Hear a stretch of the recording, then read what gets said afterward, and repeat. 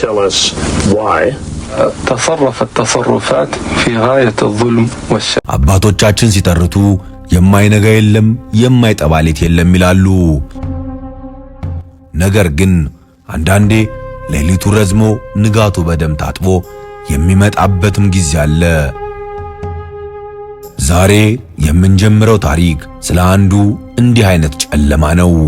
ስለ አንድ በሀብት ማማ ላይ ተወልዶ በደምና በለቅሶ ዓለምን ስላናወጠ ሰው ታሪክ እናወጋለን። ታሪኩን የማቀርብላችሁ እኔ ቴዎድሮስ ተሾመ ነኝ። አብራችሁን ቆዩ። ይህ ታሪክ የጀግንነት አይደለም። ይህ ታሪክ የጥፋት ነው፣ የሴራ ነው። የብዙ ንጹሃን ደም የፈሰሰበት የሰው ልጅ የጭካኔ ጥግ የታየበትም ነው። እባብ ሲወለድ አብሮት ይወለዳል መርዙ እንዲሉ በ1957 ዓመተ ምህረት በሪያድ ሳውዲ አረቢያ በአንድ ትልቅ ግቢ ውስጥ አንድ ሕፃን ተወለደ። ስሙ ኦሳማ ይባላል። አባቱ መሐመድ ቢንላደን ይባላሉ። ከየመን ተነስተው በጥረታቸው የሳውዲ ትልቁ የኮንስትራክሽን ባለቤት የሆኑት ቢሊየነር ኦሳማ በድሎት ነው ያደገው። በወርቅ ማንኪያ ተመግቦ አደገ እንደሚባለው አይነት እድገት ቢሆንም ያ ሁሉ ሀብት ለኦሳማ ሰላምን አልሰጠውም። አባቱ ከ50 በላይ ልጆች ነበሯቸው። ኦሳማ በብዙ ወንድሞችና እህቶች መካከል ሆኖም ግን ብቸኛ ነበረ። እናቱ የሶሪያ ተወላጅ በመሆኗ በቤተሰቦቿ ውስጥ እንደ ባዕድ ይታይ ነበር ይባላል። ኦሳማ ዝምተኛ፣ አይናፋር፣ ሃይማኖተኛ ወጣትም ነበረ።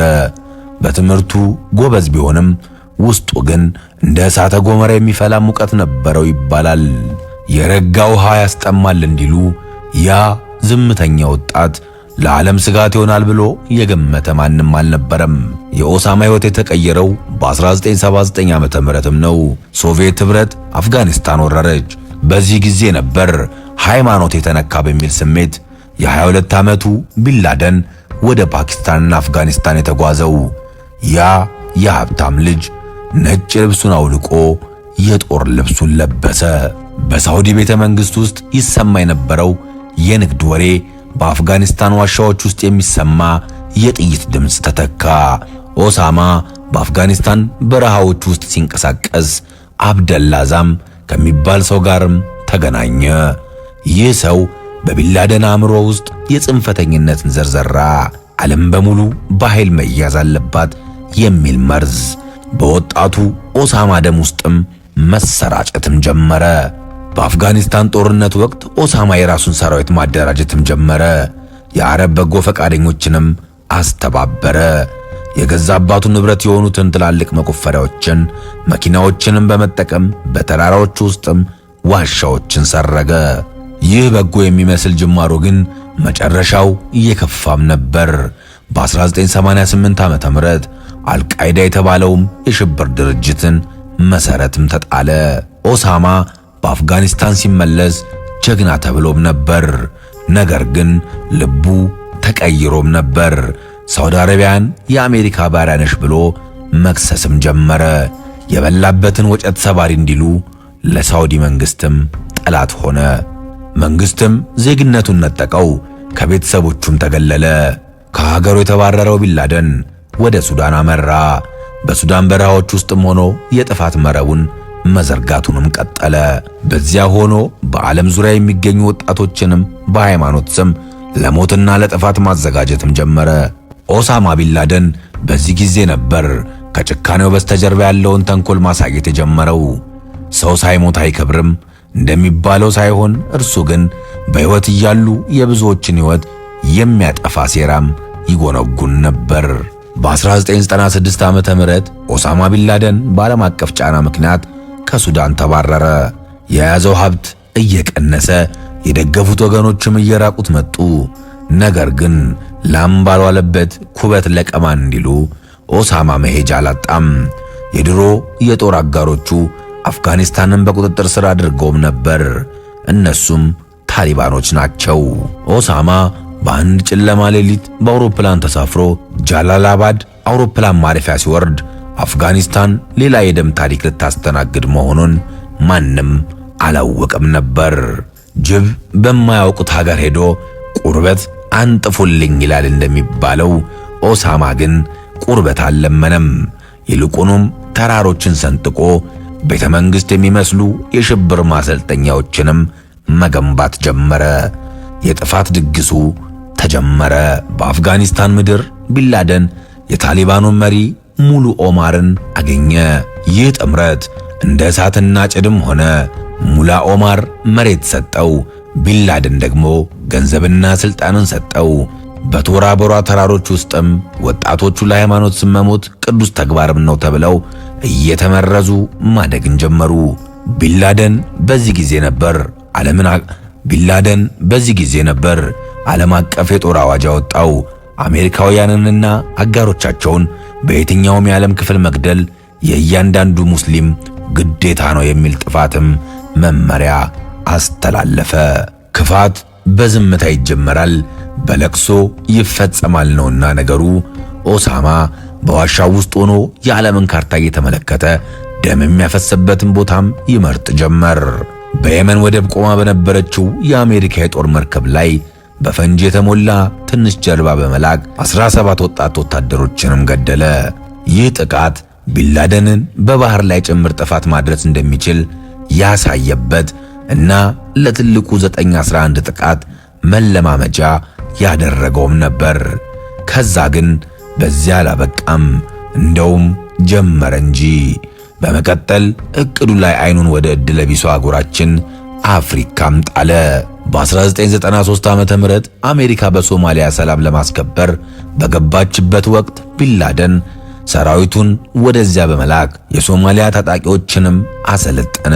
ብላክ ሆክ ዳውን በተባለ የታወቀ ጦርነት ውስጥ የአልቃይዳ እጅም ነበረበት። በዚያ ጦርነት ለብዙ ሶማሊያውያንና አሜሪካውያን መሞት ምክንያት በመሆን የቀንድ አፍሪካ ሰላምን አናጋ። ነሐሴ 7 ቀን 1998 ዓመተ ምህረት ምስራቅ አፍሪካ በታሪክ የማይረሳ ጥቁር ጠባሳን አስተናገደች። ይህ ለኛ ለአፍሪካውያን ትልቁ ቁስልም ነበረ። I want justice. And there's an old poster out west, as I recall, that said wanted, dead or alive. በኬንያ ናይሮቢና በታንዛኒያ ዳሬ ሰላም በሚገኙ የአሜሪካ ኤምባሲዎች ላይ በተመሳሳይ ሰዓት ቦምቦችም ፈነዱ። ያ ቀን ሰማዩ በጭስ የጠቆረበት፣ መሬቱ በንጹሃን ደም የታጠበበትም ነበረ። ከ200 በላይ ሰዎች ሲሞቱ ከ5000 በላይ የሚሆኑት ደግሞ የአካል ጉዳተኛም ሆኑ። አብዛኞቹ የሞቱት አሜሪካውያን ሳይሆኑ በየመንገዱ የሚሄዱ ተራ አፍሪካውያንም ነበሩ። አንድ ጊዜ አንድ አዳኝ ወጥመድ አዘጋጅቶ ዱር ውስጥም ቀበረ። ወጥመዱ ግን ያጠመደው አጋዘኑን ሳይሆን ለምግብ ፍለጋ የወጣችውን ምስኪን ወፍ ነበር። ቢንላደን ጠላቶች መታው ሲል የፈሰሰው ግን በሺዎች የሚቆጠሩ እናቶችና ሕፃናትም ደም ነበር። ያኔ ዓለም ቢንላደን የሚባለውን ሰው ዝምተኛ የሀብታም ልጅ ሳይሆን የዓለም ቁጥር 1 ስጋት መሆኑንም ተረዳች። ከአፍሪካውያን ጥቃት በኋላ አሜሪካ በቢንላደን ላይ የ75 ሚሊዮን ዶላር ሽልማትን አወጣች። ነብርን ካልገደሉት አይተኛም እንደሚባለው አሜሪካ የአፍጋኒስታን ተራሮች በሚሳኤልም ደበደበች። ቢንላደን ግን እንደ እባብ በዋሻዎች ውስጥ እየተሽሎከለከ አመለጣቸውም። ይህ ማምለጥ ለቢንላደን ሌላ ትዕቢትን ሰጠው። አምላክ ከእኔ ጋር ነው እያለ ደጋፊዎቹን ማነሳሳትም ቀጠለ። ቢንላደን በአፍጋኒስታኖቹ ዋሻዎች ውስጥም ሆኖ አንድ ትልቅ ድግስ ያዘጋጅ ጀመር። ይህ ድግስ ግን የፍቅር ሳይሆን የሞት ነበረ። ከሰው መርጦ ለሹመት ከእንጨት መርጦ ለታቦት እንዲሉ ኦሳማም ከደጋፊዎቹ መካከል እጅግ ጨካኝና ለሞት የማይሳሱ 19 ወጣቶችንም መረጠ። እነዚህ ወጣቶች ወደ አሜሪካም ተላኩ። ዓላማቸው አውሮፕላን መንዳት መማር ነበር። ነገር ግን አውሮፕላን የሚማሩት ሰላም እንዲያሰፍኑ ሳይሆን አውሮፕላኑን ወደ የሚበር ቦምብ ለመቀየር ነበር። እባብ በኪስ ይዞ ጸሎት የለም እንደሚባለው ቢንላደን በገንዘብና በተንኮሉ እነዚህን ወጣቶች አእምሯቸውንም አጠበ። ይህንን ካደረጋችሁ ጀነት ትገባላችሁ እያለ የሞት መንገድም መረቀላቸው። ያን ቀን አሜሪካ በሰላም ነቃች። 4 አውሮፕላኖችን በመጥለፍ ንጹሃን ተሳፋሪዎችን እንደ ቦምብ ተጠቀመባቸው። ሰዎች ወደ ስራቸው እየሄዱ ልጆች ወደ ትምህርት ቤት እየተሳፈሩም ነበረ። ነገር ግን በሰማይ ላይ የሞት መላእክተኞች እየበረሩ መጡ። ጠዋት 8:46 ላይ የመጀመሪያው አውሮፕላን የዓለም ንግድ ማዕከል ሰሜናዊ ግንብ ላይ ተጋጨ። አደጋ ነው ተብሎ ሳይጨረስ ከ17 ደቂቃ በኋላ ሁለተኛው አውሮፕላን ደቡባዊውን ግንብ መምታትም ጀመረ። ሰማይ ጠቀስ ፎቆች እንደ በረዶ ሲቀልጡ በውስጣቸው የነበሩ በሺዎች የሚቆጠሩ ሰዎች፣ እናቶች፣ አባቶች፣ ወንድሞችና እህቶች በቅጽበት ወደ አመድነትም ተቀየሩ። በዚያን ቀን 2977 ሰዎች ሞቱ። ከ80 በላይ ሀገራት ዜጎችም በዚያው ፍርስራሽ ውስጥም አልቀዋል። ሰዎች በሕይወት ለመትረፍ ከ100 በላይ ፎቅ ላይ ሲዘሉ ማየት ለቢንላደን ድል ነበር። ይህ ድርጊት በዓለም ላይ በእስልምናና በሌሎች ሃይማኖት መካከል ትልቅ የጥርጣሬ የጥላቻ ግንብም እንዲገነባ አድርጓል። ጥቃቱ ከተፈጸመ በኋላ ቢንላደን በደስታ ተሞላ። በዋሻው ውስጥ ሆኖ በቪዲዮ ሲናገር አሜሪካ የምትገምተው ደካማ መሆኗን አሳየን ይል ነበር። የሰው ሞት ለሰው ሥርዓቱ ነው እንደሚባለው ሳይሆን ለእርሱ ግን የሰው ሞት ድሉ ነበር። በመላው ዓለም ያሉ ቴሌቪዥኖች የሚዘግቡት አንድ ነገር ብቻ ነበር፣ ጭስ፣ ለቅሶና ፍርስራሽ። ፎቁ ሲፈርስ ከፎቁ ላይ የሚዘሉ ሰዎችን ማየት ዓለምን ልብ ሰበረ። ያን ቀን ዓለም አላለቀሰችም፣ ደማች እንጂ። ሲሮጡ የታጠቁት ሲሮጡ ይፈታል እንደሚባለው ቢንላደን አሜሪካን ያንበረከከ መስሎት ነበር። ነገር ግን የፈነዳው ቦምብ የአሜሪካ ብቻ ሳይሆን የራሱንም የጥፋት መንገድ አፋጠነው። ከጥቃቱ በኋላ የአሜሪካው ፕሬዝዳንት ጆርጅ ቡሽ ቢንላደን በሕይወት ወይም በሞት ይፈለጋል የሚል ትዕዛዝን አስተላለፉ። አሜሪካ ታሪካዊ ቁጣዋን አወረደች። ወደ አፍጋኒስታን ጦር ሰራዊቶቿንም ላከች። ታሊባኖች ቢንላደንን አሳልፈን አንሰጥም አሉ። በዚህም ምክንያት አፍጋኒስታን በቦምብ ዝናብ ታጠበች። ቢንላደን እንደገና የውሃ ላይ ኩሬ ሆኖ ጠፋ። ካዩት አሞራ ከሰሙት ጅብ እንዲሉ ስሙ በየቦታው ይሰማ እንጂ አካሉ ሊገኝ አልቻለም። ብዙዎች ቢንላደን ለእስልምና የቆመ ይመስላቸዋል። ነገር ግን አልቃይዳ ከገደላቸው ሰዎች መካከል አብዛኞቹ ሙስሊሞችም ናቸው። በኢራቅ በአፍጋኒስታንና በፓኪስታን መስጊዶች ውስጥ፣ ገበያ ውስጥና ሰርግ ላይ ቦምብ በማፈንዳት በሺዎች የሚቆጠር ሙስሊሞችንም ገሏል። ለባለቤቱ የማይበጅ ቅል ይሰበር አይበጅ እንዲሉ ቢንላደን ለገዛ ወገኖቹም ቢሆን ሞትን እንጂ ሕይወትን አልሰጠም። የ9/11 ጥቃት ከተፈጸመ ከ3 ወራት በኋላ የአሜሪካ ጦር ቢንላደን ወደሚገኝበት ቶራ ቦራ ተራራዎችም ተጠጋ። ቶራ ቦራ ጥልቅ ዋሻዎችና ተያያዥ መተላለፊያዎች ያሉበት የተፈጥሮ ምሽግም ነው። አሜሪካ ትልቁን ዓሣ ለማውጣት ተራራውን በቦምብ አረሰችው። ዝሆን ቢቀጥንም አጥንቷ አያልቅም እንደሚባለው ቢንላደን በዚያ መከራ ውስጥ ሆኖ ጥቂት ታማኝ ተከታዮችን ይዞ በበረዶማዎቹ ተራሮች በኩል ወደ ፓኪስታን አምልጦ ወጣ። ቢንላደን በዚያም ምሽት ሊያዝ ጥቂት ኢንች ብቻ ቀርቶት ነበር። ነገር ግን ዕድሜ ካለ ከዛፍ ላይ ይወድቃል እንጂ አይሞቱም እንደሚባለው የ10 ዓመቱ የአደን ጉዞ በዚያ ተጀመረ። ቢንላደን ከቶራ ቦራ ካመለጠ በኋላ ሕይወቱም ተቀየረ። በአንድ ወቅት በቢሊየን የሚቆጠር ገንዘብ የነበረው የሀብታም ልጅ አሁን ግን አንድ ጠባብ ክፍል ውስጥ ተዘግቶበትም መኖር ጀመረ። ኢንተርኔት መጠቀም አይቻልም፣ ስልክ መደወል አይቻልም። ምክንያቱም ድምፅ ከተሰማ አሜሪካ ታስሰዋለች። ዓለምን በቪዲዮ እያስፈራራ አሁንም አለው ይላል። ውስጡ ግን በጭንቀትና በብቸኝነት ተሞልቶ ነበር። በወርቅ አልጋ ላይ ቢተኙ ሰላም ከሌለ እንቅልፍ አይመጣም እንዲሉ ቢንላደን በገዛ ራሱ ሴራ የቁም እስረኛም ሆነ። ቢንላደን ተደብቆ በነበረባቸው ዓመታት ዓለም ሙሉ በሙሉ ተቀየረች። በአውሮፕላን ማረፊያዎች ፍተሻ ጠነከረ። በሃይማኖቶች መካከል መጠራጠርም ነገሰ። እርሱ በዋሻው ውስጥ ሆኖ የዘራው የጥፋት ዘር ፍሬ እያፈራም ነበር። ተደበቀበት ቦታ ሆኖ በታማኝ መልእክተኞቹ አማካኝነት የአልቃይዳን ቅርንጫፎች በየሀገሩ ማደራጀቱን ቀጠለ። ውሃ ሲረጋ ይገማል፣ ሰው ሲደበቅ ይጨክናል እንደሚባለው ቢንላደን በተደበቀበት ቦታ ሆኖ አዳዲስ የሞት ሴራዎችንም ይጎነጉን ነበር። ቢንላደን አሜሪካን በጭራሽ አታገኘኝም ብሎ አመነ። በፓኪስታን አቦታባድ በምትባል ከተማ ከጦር አካዳሚው ጥቂት ርቀት ላይ ባለ ትልቅ ግንብ ያለው ቤት ውስጥም ከነ ቤተሰቦቹ መኖርን ጀመረ። ይህ ግንብ ለእርሱ ምሽጉ ነበር። ነገር ግን መጨረሻው እዛው እንደሚሆን አላወቀም። አሜሪካ ቢንላደንን ለማግኘት 75 ሚሊዮን ዶላር ማውጣታ ነበር። ነገር ግን እሱን ያጋለጠው ገንዘብ ሳይሆን አንድ ታማኝ የተባለ መልእክተኛም ነው። ሲአይኤ ያንን መልእክተኛ ለዓመታት በድብቅ ሲከታተለውም ቆይቶ በመጨረሻም ቢንላደንን የተደበቀበትን ያንን ባለ 3 ፎቅ ቤትም አገኘች። ቤት ውስጥ ስልክ የለም፣ ኢንተርኔት የለም፣ ቆሻሻ እንኳን ወደ ውጭ አይወጣም። ሁሉም ቤት ውስጥ ይቃጠላል። ይህ እንግዳ ነገር አሜሪካውያንን ጥርጣሬ ውስጥ ከተታቸው። ከጭስ በስተጀርባ እሳት አለ እንዲሉ ያ ሚስጥራዊ ቤት የዓለም ቁጥር 1 ሽብርተኛ መደበቂያ መሆኑም ታወቀ።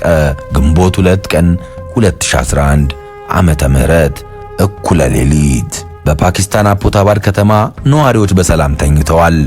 ነገር ግን በሰማይ ላይ ድምጻቸው የማይሰማ ብላክ ሆክ የተባሉ አሜሪካ ሰራሽ ሄሊኮፕተሮች በዝምታ እየበረሩ ነበር። ውስጣቸው 24 የሚሆኑ የአሜሪካ የባህር ኃይል ኮማንዶዎችም ይገኛሉ። ግባቸው አንድ ብቻ ነው፣ ጄሮ ኒሞ የሚል የኮድ ስም የተሰጠው ኦሳማ ቢንላደን። ቢንላደን ለዓመታት ሰው ሲያሳድር ኖሮ አሁን እርሱ የሚታደንበት ሰዓት ደረሰ። ያ ሁሉ ጥበቃና ያ ሁሉ ግንብ አላዳነውም። ሄሊኮፕተሮቹ ከቢንላደን መኖሪያ ግቢ በላይ ደረሱ። አንደኛው ሄሊኮፕተር በድንገት ተከሰከሰች። ቢንላደን በቤቱ ውስጥ ሆኖ ድምፁን ሰምቷል። ሞት ደጃፉ ላይ መቆሙንም አወቀ። ኮማንዶዎቹ ግንቡን አፈንድተው ገቡ።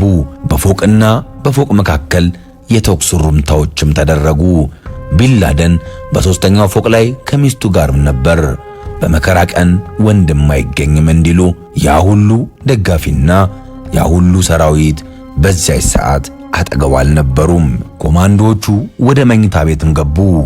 ቢንላደን ትንሿ ሚስቱን እንደ ጋሻ ከፊቱ አቁሟትም ነበር። ነገር ግን ጥይት አያዳላም። ቢንላደን ግንባሩንና ደረቱ ላይ ተመታ። የዓለም ቁጥር 1 ሽብርተኛ በገዛ ደሙ ተጠምቆ መሬት ላይ ተንጋሎ ወደቀ። የአሜሪካ ወታደሮች የቢንላደንን አስከሬን ይዘው ወጡ። ዓለም በዜናው ተናወጠች። አሜሪካ ግን አንድ ትልቅ ስጋት ነበራት። መቃብር ከሰራንለት የደጋፊዎቹ መጎብኛ ይሆናል በሚል ስጋት አስከሬኑን ወደ ሰሜን አረብ ባህርም ወሰዱት። በእስልምና ሥርዓት መሠረት ጸሎት ተደርጎለት ከባድ ብረት ታስሮበት ወደ ጥልቁ ባህርም ተጣለ። ውሃ የወሰደው አይመለስም እንዲሉ ቢንላደን መቃብር እንኳን ሳይኖረው በባህር ውስጥም ቀረ። በሰይፍ የሚኖር በሰይፍ ይሞታል እንደሚባለው በሺዎች የሚቆጠሩ ሰዎች በአውሮፕላን ቦምብ ያቃጠለው ሰው መጨረሻው በባህር ውስጥ ተጥሎም ቀረ። ቢንላደን ሞተ። ነገር ግን የዘራው ጥላቻና ጽንፈኝነት አብረውት አልተቀበሩም። ይኸው ዛሬ ድረስም አሉ። እርሱ ከሞተ በኋላ እንደ አይሳይስ ያሉ የክፉ ድርጅቶችም ተፈጥረዋል። ዛሬም ድረስ በዓለም ዙሪያ ንጹሃን በሽብር ምክንያት ይሞታሉ። ውድ ተመልካቾቻችን ለዛሬ ያዘጋጀንላችሁ እዚህ ላይ ያበቃል። ሰብስክራይብ በማድረግና እንዲሁም የደወሏን ምልክት በመንካት ቤተሰብ ይሁኑ። በቀጣይ እስክንገናኝ ሰላም ቆዩልን።